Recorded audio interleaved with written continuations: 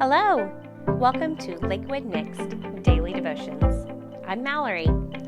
The verses that I get to share with you are from Matthew 16, and I'm going to start with verses 1 through 4.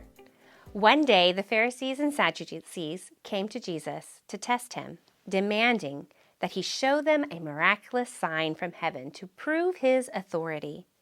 He replied, "You know the saying, red sky at night means fair weather, and red sky in the morning means foul weather all day.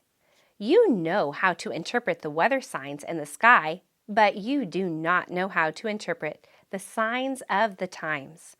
Only an evil and adulterous generation would demand a miraculous sign. But the only sign I will give them is the sign of the prophet of Jonah." Then Jesus left them and went away. Something to note here is the Pharisees and Sadducees, how they came together to test Jesus. They're not often working together because most of the time they're at odds with one another.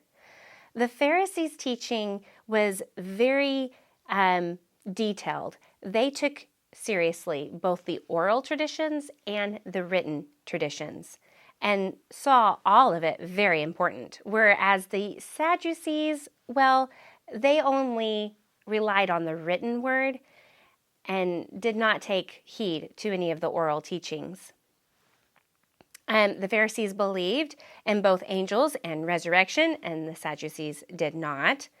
The Pharisees were very sticklers to the law, and they would not ever join up with any government powers or look for ways to influence by joining up with them because they believed that to be wrong, and they would draw a line in the sand and wouldn't join up with anyone. Meanwhile, the Sadducees looked for opportunities to have power, and so there is a lot to be said that they would make friends with the aristocrats to make sure they still had power and influence, even with the Roman government. I also understand that the Sadducees started to stop looking for the Messiah, whereas the Pharisees were constantly studying the scriptures and trying to interpret when and how the Messiah would come. I see a lot of similarities in some of the religious leaders' way of acting in Jesus' time as today. Maybe you can too.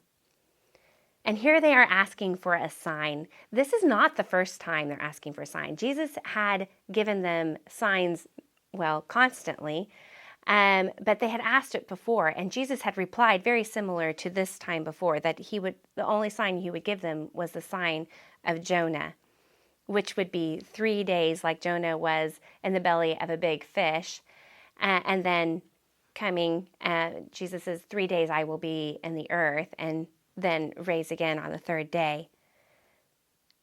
It's interesting that that's what they're looking for. I'm going to read further now. In Matthew 5, it says, "Later, after they had crossed the other side, the disciples discovered they had forgotten to bring any bread.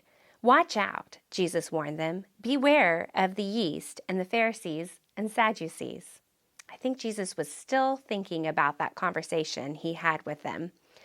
At this, they began to argue with one another because they did not bring any bread. Jesus knew what they were saying, and he said, "You have so little faith. Why are you arguing about no bread? Don't you remember that I had fed the 5,000 and how many loaves, baskets of leftovers you had to pick up? Or what about when I fed the 4,000 and you had 7 loaves of large baskets of leftover to pick up? Why don't you understand? I am not talking about bread. So again, I say, beware of the yeast of the Sadducees and the Pharisees." Then at last, the disciples understood he wasn't talking about yeast and bread, but of the deceptive teaching of the Pharisees and Sadducees. It was a known teaching of the Jewish culture that yeast was meant to, or a way to describe sin and corruption. Think about the Passover, when they were asked to bake bread without any yeast or leaven. It was mentioned about how it can go through anything and corrupt and move quickly and corrupt anything. And so it was a common teaching of sin and corruption. And so here Jesus is saying, we need to pay attention to the deception and their teaching. We need to watch out that it doesn't penetrate our heart and how we look and view the world or the coming Messiah. We need to guard our hearts and make sure we're listening to truth. And that's what I'm going to encourage you to do. Guard your heart and look out for the deceptive teaching that can maybe be in our culture today.